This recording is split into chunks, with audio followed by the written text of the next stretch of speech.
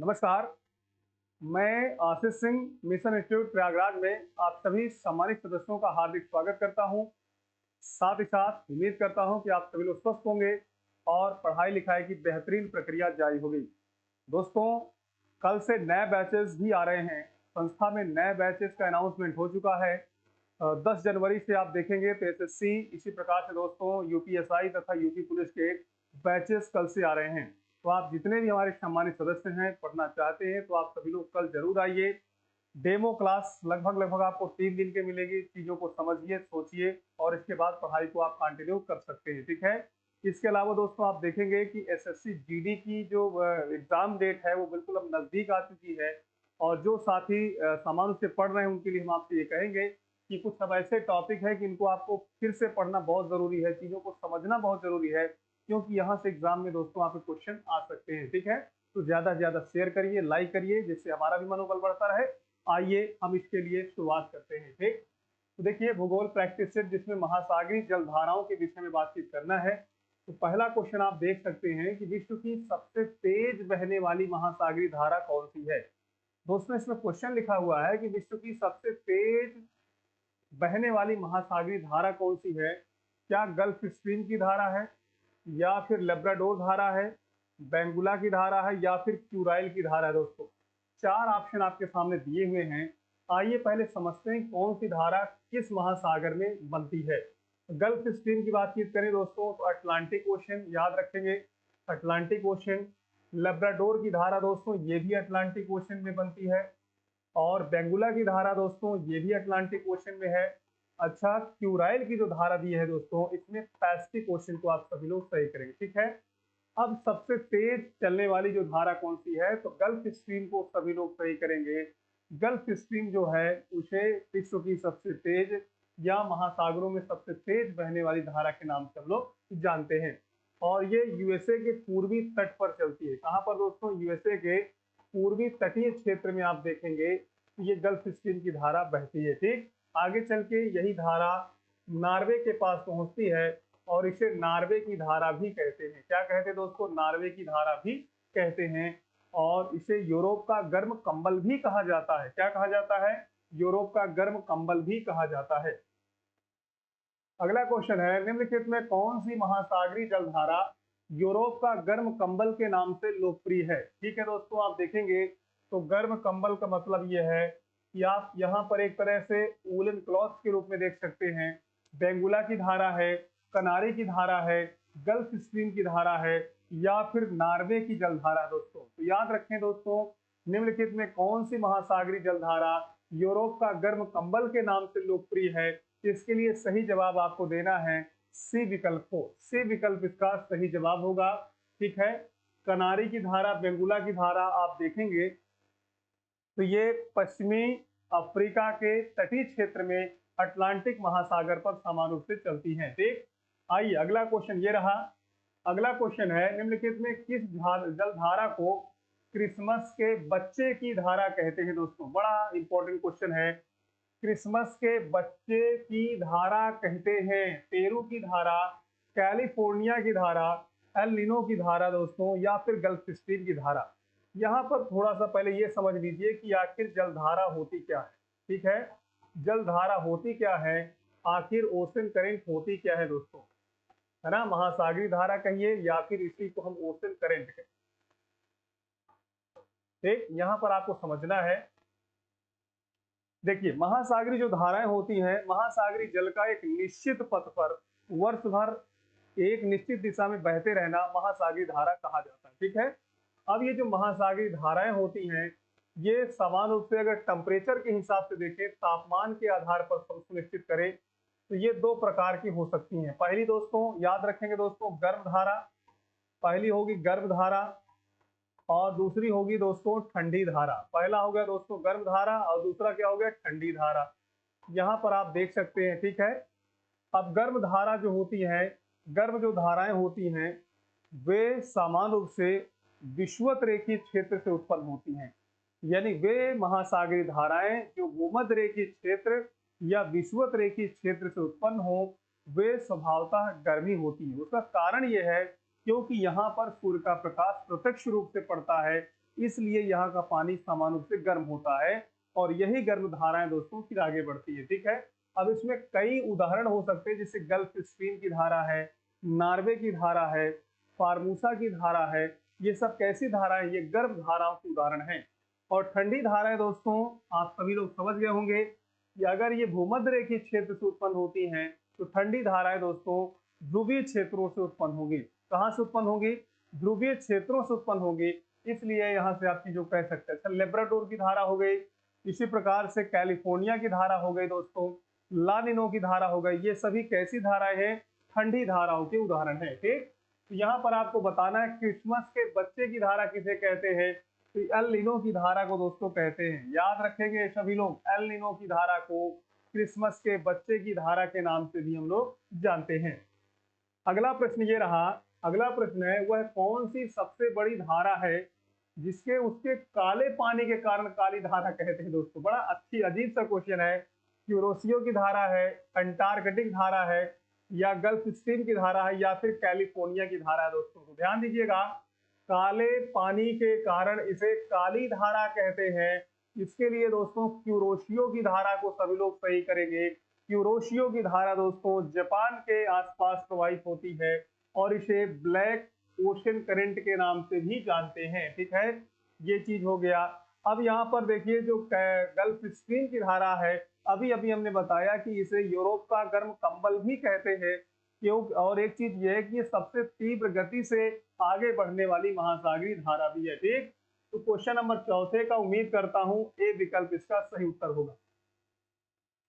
अगला सवाल है, निम्नलिखित में किस जलधारा को हम्बोल्ट की जलधारा के नाम से भी जानते हैं? ठीक है, किसके नाम से दोस्तों? हम्बोल्ट की जलधारा के नाम से भी जानते हैं। आपको बताना है पेरू की धारा, ब्राजील की धारा, फॉकलैंड की धारा, या फिर एल नीनो की धारा। हम्बोल्ट की धारा के नाम से किसे जानते हैं? देखिए 4 विकल्प आपके सामने दिए हुए हैं। अब चारों विकल्पों में दोस्तों एक को तो आपको चयन करना ही होगा। 5वें का ए विकल्प आप सभी लोग सही करें। कौन सा विकल्प दोस्तों? ए विकल्प सही करें। हम्बोल्ट की धारा को पेरू की धारा के नाम से भी जानते हैं। ठीक, तो क्वेश्चन नंबर 5वें का विकल्प ए इज राइट। अगला प्रश्न है, महासागर में जलधाराओं के बनने का कारण है, महासागरों में जलधाराओं के बनने का कारण है वायुदाब एवं हवाएं, पृथ्वी का परिभ्रमण तथा गुरुत्वाकर्षण, भूमध्य रेखीय तथा ध्रुवीय प्रदेशों का समान टेम्परेचर। जो महासागरीय धाराएं होती हैं उनकी उत्पत्ति का कारण है टेम्परेचर, स्थानीय पवने भी हैं दोस्तों। तो कुल मिला के आप देखेंगे कि इसमें सभी कुछ तो दिया हुआ है, वायुदाब दिया है तथा हवाएं दी हुई है। तो हवाओं में तमाम तरह के, जैसे आप देखेंगे स्थानीय पवनें हो सकती हैं, बिल्कुल सही है। पृथ्वी का रोटेशन करना, अपने अक्ष में घूमना, ये भी सही है। भूमध्य रेखीय तथा ध्रुवीय प्रदेशों में असमान तापमान होना, तभी तो दोस्तों आप देखेंगे गर्म और ठंडी धाराओं का उत्पत्ति होता है। तो यहाँ पर आप देखें डी विकल्प इसका सही जवाब होगा। क्वेश्चन नंबर 6वें का डी विकल्प इज राइट। आइए अगला सवाल देखते हैं। अगला सवाल है, समुद्र की गर्म जलधाराएं किस ओर जाती हैं? आप ही सोचिए कि महासागरीय जो धाराएं होती हैं उसमें जो गर्म धाराएं हैं किस ओर जाती हैं। तो यहाँ पर आपको ध्यान देना है दोस्तों, ये भूमध्य रेखा से ध्रुवों की ओर जाती हैं। किधर की ओर दोस्तों? भूमध्य रेखा से ध्रुवों की ओर जाती है। तो आप ऑप्शन में देख सकते हैं, ध्रुवों की ओर, भूमध्य रेखा की ओर, उष्णकटिबंध की ओर, इसमें से कोई नहीं। तो गर्म धारा की बातचीत हो रही है, तो गर्म धारा दोस्तों ध्रुवों की ओर जाएंगी, क्योंकि ध्रुवों की ओर ठंडी रहती है और विषुवत रेखा के पास तो इनकी उत्पत्ति ही होती है। तो याद रखेंगे, जो गर्म धाराएं होंगी वो ठंडे पानी की ओर आएंगी, और जो ठंडा पानी है वो गर्म पानी की ओर आएगा। तो क्वेश्चन नंबर आप देखें 7वें का सही जवाब ए विकल्प होगा। अगला सवाल है, निम्नलिखित में किस सागर के चारों ओर समुद्री जलधारा प्रवाहित होती है? किस सागर के चारों ओर समुद्री जलधारा प्रवाहित होती है दोस्तों? सभी लोग बताइए। चीन सागर है, जापान सागर है, सारगैसो सागर है, या फिर मरमरा सागर है? पहली बात तो दोस्तों मरमरा सागर को आप हटा दीजिए, एक प्रकार का आप देखेंगे तो ये झील जैसे है। इसमें सारगैसो सागर दोस्तों सही जवाब होगा।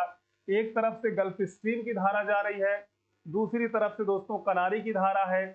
तीसरी तरफ आप देखेंगे दोस्तों तो आपको मैक्सिको की धारा मिलेगी, और उत्तर की तरफ आप देखेंगे तो नॉर्वे की धारा मिलेगी। तो ये वही सागर है दोस्तों जो सारगैसम वनस्पति के लिए जाना जाता है। इसी के नाम से इसका नाम ही सारगैसो पड़ा।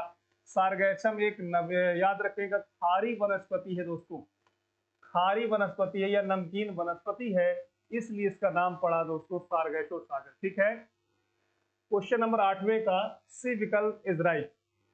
अगला सवाल है, निम्नलिखित में कौन सी जलधारा दक्षिणी गोलार्ध में बहती है? कौन सी जलधारा दक्षिणी गोलार्ध में बहती है? इसका मतलब यह है कि हमारा जो ग्लोब है ना, इस ग्लोब में ये हो गया 0 डिग्री अक्षांश। अब जो धारा होगी 0 डिग्री अक्षांश के दक्षिण में ही बहेगी। ठीक है। तो फ्लोरिडा की धारा दोस्तों, फ्लोरिडा की धारा उत्तरी गोलार्ध से संबंधित है, इस गोलार्ध से उत्तरी गोलार्ध से संबंधित है, इसलिए ये तो नहीं होगा। इसके बाद दोस्तों कनारी की धारा लिखा हुआ है, कनारी की धारा दोस्तों, ठीक है, कनारी की धारा आप देखेंगे इसमें ये भी नहीं होगा, ये भी उत्तरी गोलार्ध से संबंधित है, उत्तरी गोलार्ध से भी संबंधित है। ठीक है। हम्बोल्ट की धारा दोस्तों, पेरू की बातचीत किया जाए, पेरू दक्षिण गोलार्ध का देश है, हम्बोल्ट की धारा को ही पेरू की धारा भी कहते हैं। क्या कहते हैं? पेरू की धारा भी कहते हैं। इसलिए आप लोग ध्यान दीजिएंगे, इसमें सी विकल्प को सही करना है। बाकी ए, बी और डी ये जो 3 विकल्प है, इन तीनों विकल्पों को आप उत्तरी गोलार्ध में रखेंगे। ठीक। क्वेश्चन नंबर 9 का सी विकल्प इसका सही जवाब होगा। अगला सवाल है, गल्फ स्ट्रीम की धारा की उत्पत्ति होती है, कहां से होती है दोस्तों? गल्फ स्ट्रीम की जो धारा है बताएं, विस्के की खाड़ी से, मैक्सिको की खाड़ी से, हडसन की खाड़ी से, इनमें से कोई नहीं। सभी लोग बताने का प्रयास करें। गल्फ स्ट्रीम की जो धारा है दोस्तों, जिसकी उत्पत्ति मैक्सिको की खाड़ी से होती है, कहां से होती है? मैक्सिको की खाड़ी से होती है। तो क्वेश्चन नंबर 10वें का आप विकल्प बी को सभी लोग समझेंगे। ये वही धारा है जो सबसे तीव्र गति से आगे बढ़ती है, इसे यूरोप का गर्म कंबल भी कहा जाता है दोस्तों, गल्फ स्ट्रीम की धारा। ठीक है। तो क्वेश्चन नंबर 10वें का विकल्प बी सही होगा। अगला सवाल है, एल निनो जलधारा कहां प्रकट होती है दोस्तों? एल निनो जलधारा का संबंध कहां पर है? ब्राजील के तट पर है, पेरू के तट पर है, अलास्का के तट पर है, या पश्चिमी ऑस्ट्रेलिया के तट पर है दोस्तों? एल निनो और ला निनो, ध्यान दीजिएगा दोस्तों, यहाँ पर पहले एल निनो एक प्रकार की गर्म धारा है।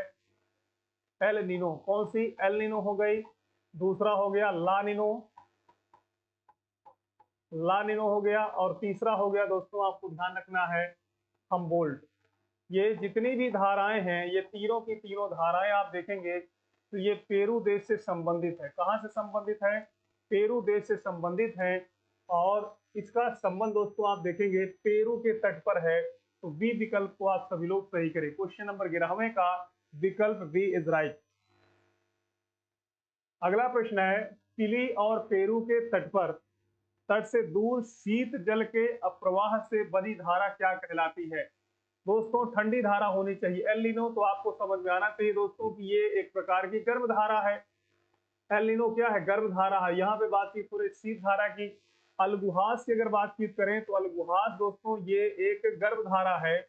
अलगुहास एक गर्म धारा है जो दक्षिण अफ्रीका के पास बहती है। ठीक है। तो ये तो होगा नहीं, दक्षिण अफ्रीका पूछ नहीं रहा है। कैनारी की धारा दोस्तों, कैनारी की धारा ये मान के चलते हैं कि ये ठंडी धारा है, लेकिन दोस्तों ये पश्चिमी अफ्रीका तट पर बहती है। सही जो जवाब होगा वो विकल्प बी होगा दोस्तों। कौन सा? विकल्प बी, हम्बोल्ट की धारा, जिसे पेरू के धारा के नाम से भी हम लोग जानते हैं, और ये प्रशांत महासागर में बनती है। अगला सवाल है, उत्तरी अमेरिका में न्यू फाउंडलैंड के पास का समुद्री भाग प्रायः कोहरे से घिरा रहता है, इसका कारण क्या है? इसका कारण है दोस्तों कि आप देखें कुछ इस प्रकार से ये नॉर्थ अमेरिका है। ठीक है। अब यहाँ पर आप देखेंगे इधर की तरफ से जा रही गल्फ स्ट्रीम की धारा, इधर से जा रही गल्फ स्ट्रीम की धारा, और इधर से आ रही है लेब्राडोर की धारा। अब एक ठंडी है और एक गर्म है, जब दोनों आपस में मिलती हैं तो यहाँ पर आप देखें बहुत ज्यादा घना कोहरा हो जाता है। आइए देखते हैं क्या ऑप्शन में दिया है। इसके निकट से गल्फ स्ट्रीम नामक गर्म समुद्री धारा बहती है। ठीक है। इसके निकट से लेब्राडोर नामक ठंडी समुद्री धारा बहती है। इसके निकट गल्फ स्ट्रीम नामक गर्म तथा लेब्राडोर नामक ठंडी धारा का प्रवाह होता है। सी विकल्प सही है। जब दोनों धाराएं आपस मिलेंगी, एक ठंडी धारा होगी और एक गर्म धारा होगी, तो जब दोनों धाराएं आपस में यहाँ मिल रही हैं तो यहाँ पर आप देखेंगे दोस्तों हमेशा कोहरा बना रहता है।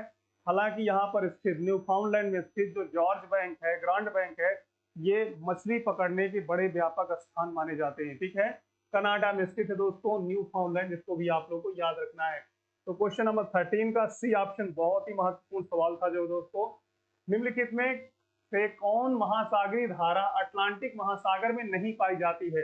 तो दोस्तों इसका मतलब यह है कि गल्फ पहचानना होगा, गल्फ स्ट्रीम अटलांटिक ओशन दोस्तों, ब्राजील की धारा अटलांटिक ओशन हो गया, पेरू की धारा दोस्तों ये पैसिफिक ओशन हो गया, कनारी की धारा अटलांटिक ओशन हो गया। तो अब आप यहाँ से समझ सकते हो ना कि कौन सी धारा है जो अटलांटिक महासागर में नहीं बनती है, क्योंकि जो पेरू देश है दोस्तों इसका संबंध सिर्फ और सिर्फ प्रशांत महासागर से है, इसकी सीमा अटलांटिक महासागर से लगती ही नहीं है, इसलिए आप देखेंगे पेरू की धारा इसका सही जवाब होगा। क्वेश्चन नंबर 14 के बाद दोस्तों चलते हैं 15 में। महासागर की जलधाराओं का एक असर यह होता है कि वे दोस्तों महासागरी जो धाराएं होती है उसका असर क्या होता है, क्या वो जल को साफ रखती है, क्या जल को समान रूप से बांटती है, क्या जल को स्थिर रखती है, मछलियों को बहाकर ले जाती है दोस्तों। तो जाहिर सी बात है कि एक असर ये भी होता है कि मछलियां जो है इस जलधाराओं के साथ जो है बह करके एक स्थान से दूसरे स्थान प्रवास भी कर जाती हैं। इस चीज को भी आपको याद रखना है। तो महासागरीय धाराओं की एक ये भी विशेषता होती है। ठीक है, निम्नलिखित में कौन सी 3 गर्म समुद्री जल धाराएं हैं। 3 समुद्री गर्म जल धाराओं की बातचीत करना है। ठीक है, प्रयास ये रहे गर्म धाराएं दोस्तों, तो गल्फ स्ट्रीम, क्यूराइल और क्यूरोशियो। ऑप्शन में ध्यान दिया दोस्तों, यहाँ पे 3 ऑप्शन मिल गए, क्यूरोशियो, क्यूराइल और कैलिफोर्निया। दोस्तों इसमें ये ठंडी निकल गई, इसमें ये ठंडी धारा निकल गई। क्यूरोशियो, गल्फ स्ट्रीम और कनारी, इसमें दोस्तों निकल गई ये ठंडी धारा। अब गल्फ स्ट्रीम है, मोजाम्बिक है और ब्राजील। ध्यान दीजिए दोस्तों, गल्फ स्ट्रीम, मोजाम्बिक और ब्राजील, ये तीनों की तीनों धाराएं दोस्तों गर्म धाराएं हैं।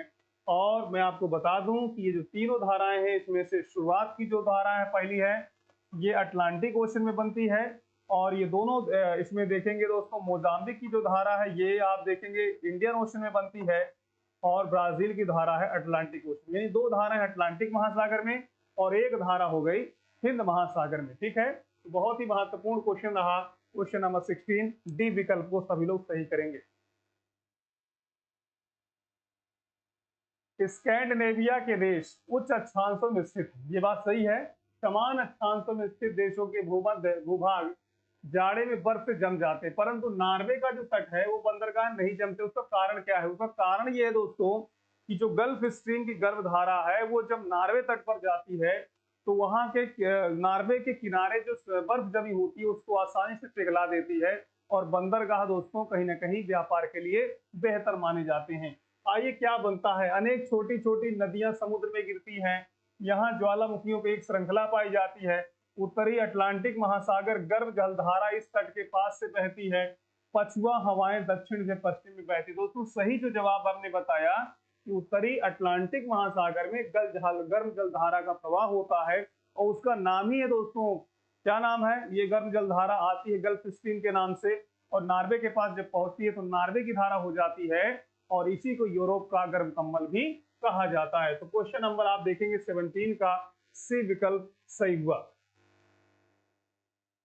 अगला प्रश्न है, निम्नलिखित में कौन सी जलधारा अटलांटिक महासागर से संबंधित नहीं है? ठीक है, आइए देखते हैं। रेनेल की धारा है, इरमिंगर की धारा है, कनारी की धारा है, कैलिफोर्निया की धारा है। दोस्तों अगर आप कैलिफोर्निया की धारा की बातचीत करें तो ये प्रशांत महासागर में प्रवाहित होती है। कहां पर? पैसिफिक ओशन में प्रवाहित होती है। बाकी कनारी की धारा आप देखेंगे, कनारी की धारा दोस्तों हो गया तो ये आपका इसमें अटलांटिक ओशन हो गया। इरमिंगर की धारा दोस्तों अटलांटिक महासागर हो गया। ठीक है, इसमें आपको ध्यान देना है कौन सी महासागरीय धारा अटलांटिक महासागर में नहीं है, तो तीनों की तीनों अटलांटिक हो गई और ये प्रशांत महासागर हो गई। तो क्वेश्चन नंबर 18 का डी ऑप्शन इसका सही जवाब होगा।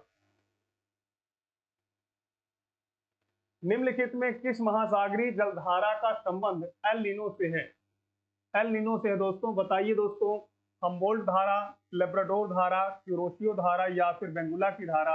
तो यहाँ पर आप देखेंगे कि एल नीनो से संबंधित है। किस महासागरीय जलधारा का संबंध एल नीनो से है। तो यहाँ पर देखिए 4 ऑप्शन आपके सामने दिए, हम्बोल्ट धारा है, लेब्राडोर धारा है, क्यूरोशियो है और वेंगुला धारा दिया हुआ है दोस्तों। तो इसका संबंध आप ए विकल्प से सही करेंगे, ठीक।